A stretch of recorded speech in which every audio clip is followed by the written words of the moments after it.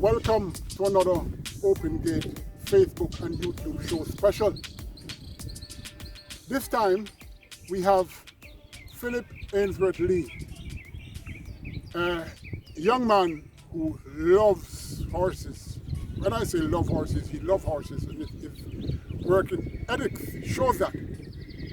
Philip, welcome to the Open Gate show. Hey, thank you. Pleasure to be here. Well, the usual question we always ask, what got you into horse racing and even loving horses? Well, at a tender age, at around 8 or 9 years old, where I live in Independent City. Yes, in Independent City. There was Myrtle Way, which is a lady, her name is Myrtle, used to run a bar. That's where my dad used to drink. And right next door to the bar was Leslie Blake's stable. So I always go over there. And that's where I fall in love with racing. The first horse I went with was a horse named Ballygrand. And then another one by the name of Supremus Boy.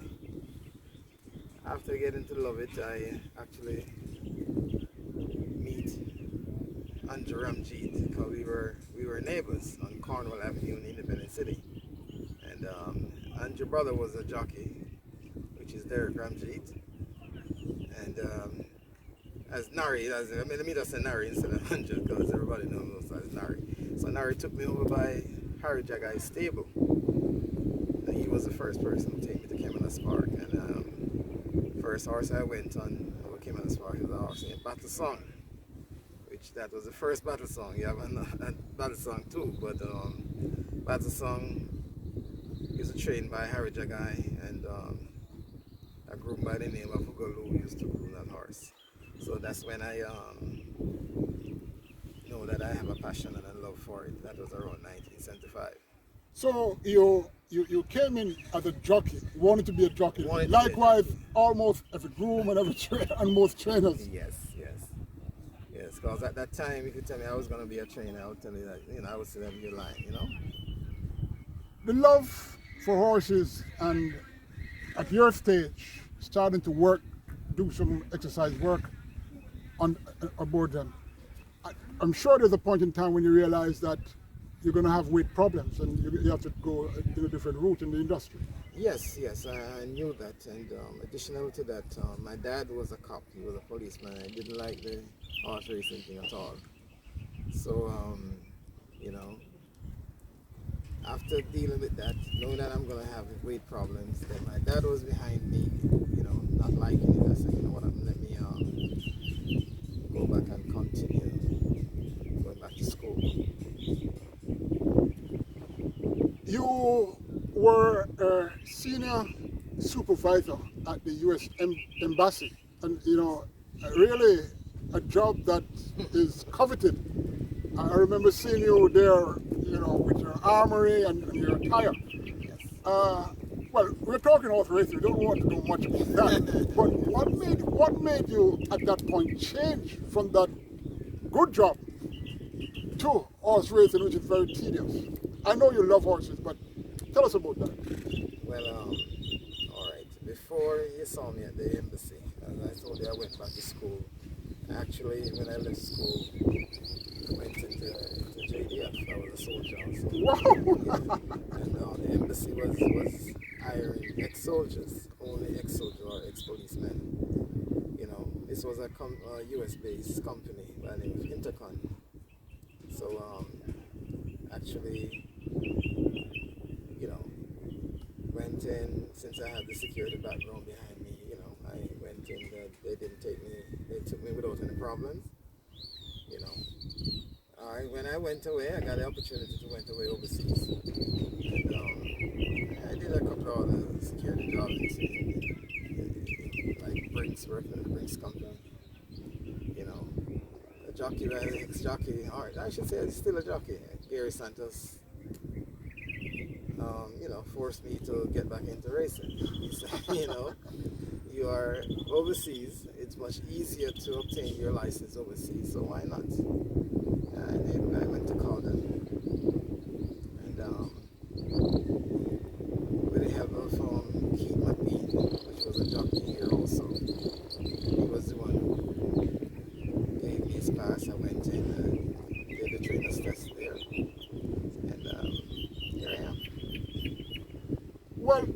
here it was much easier for you to obtain a license. As a matter of fact, it's easier to obtain any license in the horse racing industry overseas. But there to here, coming back to your hometown, is it because Jamaica is your homeland, or what made you make that transition back to Jamaica, which in the States it's, you don't say easier, but tell us about that. What made you change your mind to come to Jamaica, and how was you doing while you were in the States in the horse racing industry there? Well, to tell you the truth, Colin, my first year actually, I got my obtained my license in 2012 there at Colin. And the first year I started at the beginning of the year, didn't do too well, no winners. The second year I had 14 winners.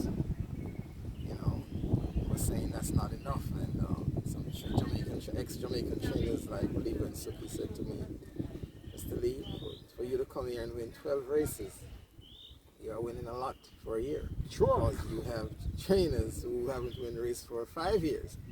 So true. All right, yes, I spent basically 2 years in the States training, and I think I won around 24 races, which some people consider that was good. I love my country, just like when I came here and I spoke with Mr. Denzel Miller. I said, Mr. Lee, you're doing so well overseas, why do you want to come here? And I said, well, boy, Denzel, this is where we begin. So I just want to come back to contribute to my country. But tell her the truth, it's much easier there than here. I thought it would be here, but it's kind of hard here.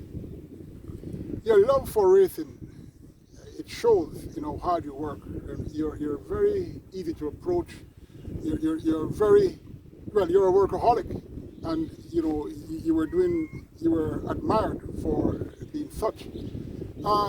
You were helping a trainer Carl Anderson with his barn, and it was doing very well. Whatever limitations you want to speak on concerning that tenure there at Carl Anderson's barn, it's up to you. Yes. Well, Carl, we are not racehorse friends.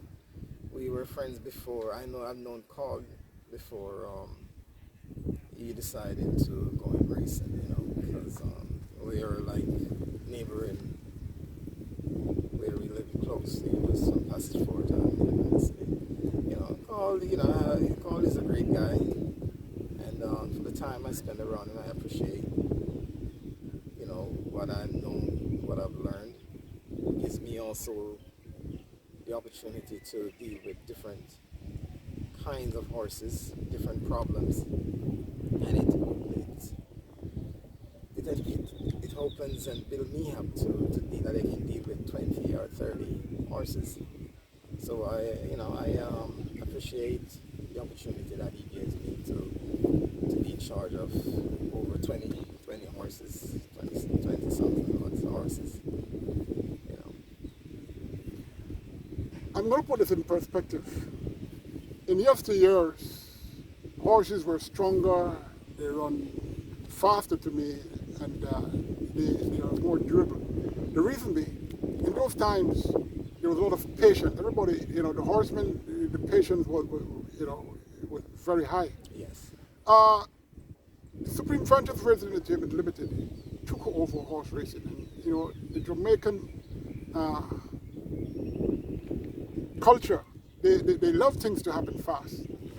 The current promoter, SVREL, they've been taking their time. We don't know why, but we must understand that. And gradually, they're coming to fore in reaching a level that all horsemen will be satisfied. What's your take on what you'd like to see? For example, with more horses, more owners. What would you like to see happening? Say by year 2022. Well, Colin, as you say, your time, my time, back in the days, it's patience. And I think we have enough patience and we're still not seeing what we want to see, to be honest with you. You know, I think it could be better. You know, there's a lot of improvement needs to be done here. You know, hope I'm not offending anyone. You know, but it can be better. But I don't know why. You know, I made a promise that in the beginning of last year or this year, if there's no improvement, I would be out of here. The reason why I'm still here because of the COVID. You know, but I mean that's a tedious question there. You know, 'cause I don't want to say much and hurt anybody's feelings. I understand. You know? I understand. But in the States, the camaraderie among horsemen are such that the trainer will have his seed and hay outside. And if you want to borrow one or two, you know, it's no problem. No problem. And, you know, people, they're so friendly there amongst each other, regardless if they are, if you call it racists or whatever. My problem here is the camaraderie among trainers and grooms and jockeys. What's your take on that? Yeah, well, there's no unity here, you know, because I see where trainers hating other trainers, fighting against the other trainers. Jockeys are doing the same thing. Grooms are doing the same thing. You know, back in the States, Gulf Stream or Calder, you know, it's ruled mostly by Hispanics. Yes. And they live so good. You know, I mean, all the grooms after a work day, a work morning, all the grooms come together and they go in the restaurant, they sit and they eat and they talk and they dance, they play music, you know. It's not like that here, you know. And it's like what I can understand, if somebody has something against Mr. Blair and they see me and Mr. Blair standing and talking, you know, the next morning they ignore me. They don't want to speak to me, which, I mean, that's stupid, you know. There's no unity here, Colin, bottom line. Well, you know, Philip, unity is strength. Yeah. And horsemen, the Jamaican horsemen, they can go anywhere in the world and excel. I mean, the evidence, there are a lot of evidences there. As a trainer, I would say a young trainer, the ownership base, you have horses going to Anthony Nunes, there's Sobrati, Wayne Acosta, Ian Passard. There's not much. I mean, most owners now are breeders. They're not really supporting the stud farms or say the yearling sales. And one can understand because things have to happen for things to happen. But what is your idea of trying to create a vacuum for new owners? I'm not talking claiming horses. You know, and I have nothing against the claiming system, really. You know, but we need new owners like yesteryears that can bring down horses of caliber. Because, you know, regardless, the caliber races doesn't really attract much on the tote board. But it needs to help to be a part of the whole show. Yeah. Well, with the owners now, Colin, I think most owners, or I should say lovers of horses who want to become owners, have a bitter taste when they come and hear things, because trust me, I think sometimes horsemen, they bury themselves here because they talk and they talk negative. Then some of them don't know what to say, and it turns off good owners, you know, good potential owners, you know. And I mean, now it's like everybody who wants to become a trainer, like you and myself, we're not getting the opportunity to show that what we can do and what we learn, you know. And owners are, I mean, come on. If we say we are charging $1 million and somebody else said they're charging half of that, they're going to go to the person who's going to pay, who's going to accept half. So it's a game that you have to just keep your fingers crossed and hope for the best right now. That's what I'm seeing. Well, at my age, at any age, nobody's going to live forever. It's a matter of time when and how you die. I, for one, would love to see betterment for this wonderful sport. Yes, we all do. But what could be done, in your opinion, to help to energize the outside sources, owners who have retired?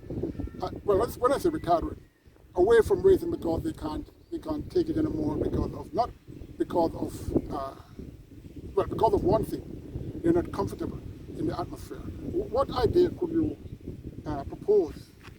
Well, Colin, it also goes back to unity. That's one. And I think this is the easiest place for someone to come and get a job right now. A man can just walk in here in 2 weeks' time, he's a groom. You know, I think they need to educate everybody here, even some trainers, some jockeys, some grooms, even the owners who are coming in to understand this game. That's the only thing can make this better. You know, because when they come in and just hear the bitter part about racing, you know, they're just gonna have that mindset as boy, Mr. Lee say, Mr. Collins say.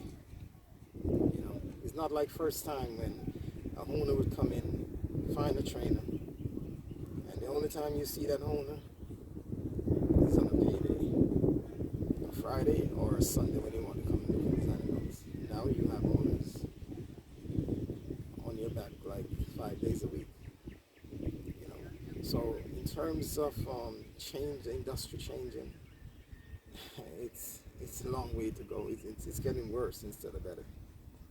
Well, the COVID pandemic has caused every aspect of the world, of our living, of society, to be diverted, or for businessmen and other people who operate establishments to change their structure, because nobody wants to lose money. So whatever adjustment will be made to keep themselves buoyant, they will do that. Horse racing needs more public-related shows and media coverage. What's your take on? Do you believe that could be that could help actually energize not only fans but other people to see what horse racing is all about in Jamaica? Sure, because a lot of people hear about horse racing, but they don't understand it.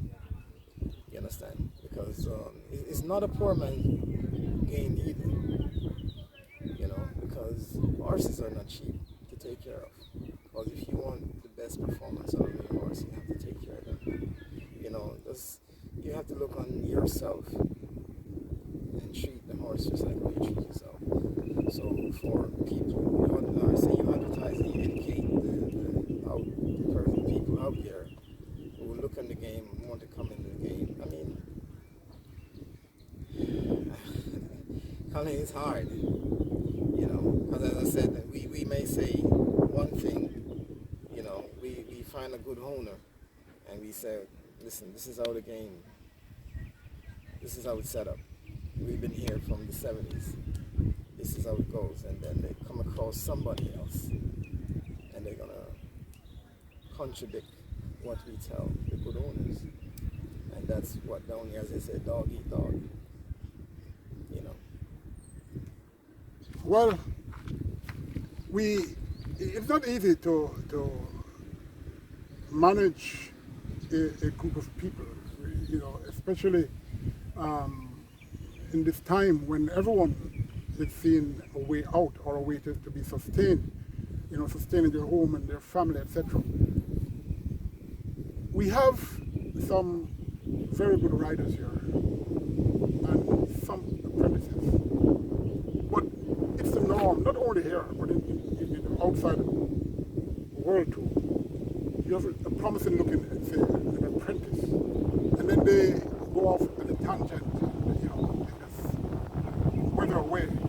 What's a lot of these jockeys, listeners to the open-gate, what should you tell them in your advice? What advice could you give them? Well, the only thing I can advise them is just stay focused, you know, just don't get carried away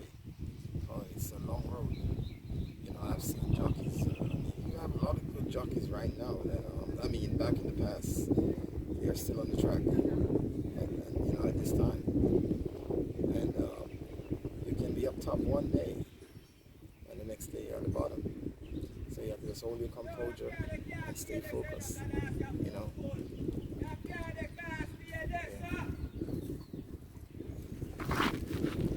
The sales at Caymanas Park, the yearling sale, and of course you can buy a horse outside of the sale.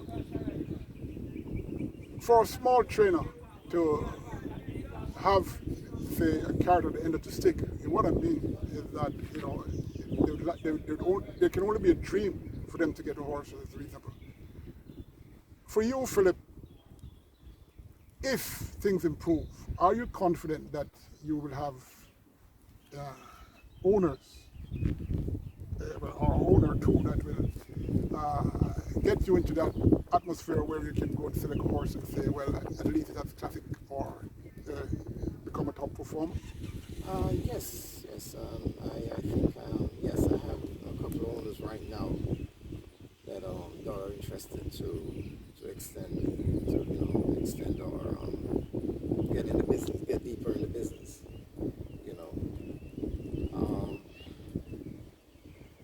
I know I have the potential, to become a good trainer, or a better trainer, I should say, but I still don't think I've given it a chance. And not given a chance, that means I don't get good owners yet. Any owner that can say, well, say, I'm going to trust in Philip and getting him some good horses. Because in one of my interviews, I had said I have a stable full of, I'm running a nursing home, because most of the horses down here has problems, but I don't mind because I'm learning, I'm learning different problems, and I'm not a trainer who just get a horse, a fit horse or a sound horse, and just go out there and win. Most of the horses that I've trained and the few races that I've won is problem horses, so that's what I use to draw my line, that I know what I'm doing, but I just haven't gotten the opportunity, and I guess when you get the opportunity and start winning races, that's when owners see you, and If you were to be given the chance to make one wish, well, that wish has to be umbrella wish. In other words, a broad wish, one wish that you would do right away to help horse racing in Jamaica better. I know it might be something like I'm going back to former question, but I just want to have the idea, because the main thing is we need to have, well, the Open Gate show, yes, from the onset, it's here to try to help the racing fraternity. It's here to help the industry, and shows and previews like these, interviews. That's what the main aim is. But tell me, because I really and truly am really adamant on trying to get ideas, hopefully that the powers that be can hear, and they can make whatever adjustment to see how that will work. Well, Colin, since I have the international experience and I've seen what goes on in the States, trained there, and it comes right back to unity again, and that's what Jamaica and Caymanas Park is locking right now, and I think sometimes the head ones look down on horsemen, like they're looking down like all of us are illiterate, because it's not all trainers, not all jockeys, not all grooms, or dunce, I should say, and I don't think we get enough respect here as we should, and if the higher authorities would show more interest and respect not only some trainers, not only some jockeys, but respect everyone and respect each other, I think racing in Jamaica will be better. Well, I can tell you for a fact that most horsemen, and I'm talking worldwide, their semi-literate or maybe even illiterate. That I've came across, I've read locally and overseas. It's true. The best horsemen, including jockeys, grooms, trainers, are not really all that an intellect. Yeah, intellect. Outside of the horse work. Right. In your time, which is quite a long time, you mentioned Battle Song and those horses, Supreme Boy. Yes. Can you tell me who is the best horse, or maybe horses you've seen, sprinter as well as stayer, up to this point in time? Well, from my time, my time was like Legal Lights and Rika. You know, those horses, Horse and Blade. You know, Touch of Grey. You know, I mean, I can go A1 or F class horses. You know.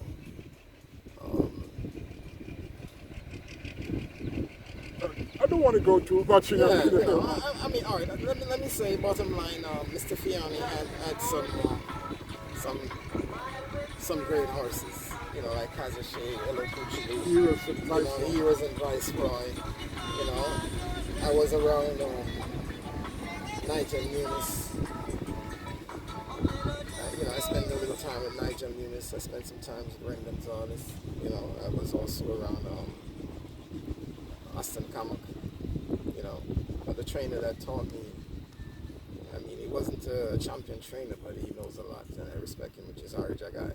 Oh, yes. You know, he's a great trainer. You know, and I take my hats off to him anytime, because he had taught me a lot, you know. What about jockeys? You mean presently or? From your time in horse racing? Well, from my time, I mean, you know, Georgia Sound, that's my jockey. You know, Emilio Rodriguez, Winston Griffiths, you know. I mean, Fitzroy Gillespie, which is a trainer now. You know.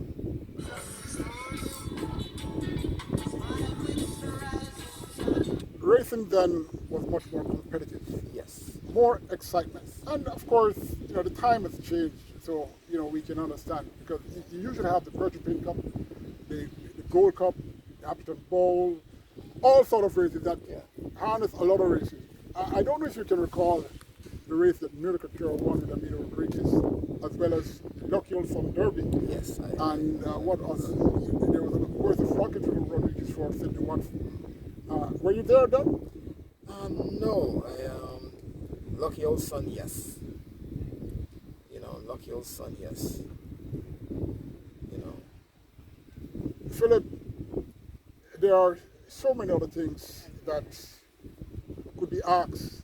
Some may put you on the spot, but I don't want to do that. But, you know, I really appreciate your time and effort for coming on the Open Gate Show to be part of a team that is trying to help the horse racing industry getting the spotlight that it needs so that we can have new interest, not only for sponsorship of races, but owners to come in, new owners to come into this industry. It's not all what you hear outside about horse racing, Jamaican horse racing I'm talking about, that you must believe, right? You need you have your eyes, you have your spirit, and I'm sure you can look at a few trainers and approach them and make some arrangement to purchase a horse or even claim a horse. So on that, you know, the Open Gate Show, thank you very much, Philip. You're welcome. Okay, that was trainer Philip Lee, young trainer, who is doing all right and has intentions of doing okay. I think he will, given time. And with this projection on him, I hope that some of you guys who are listening, and ladies too, can approach Philip. He's here every day. A racehorse trainer who is, I can tell you, who is honest, who means well, and surely it will be a good venture to come and talk with him and arrange something.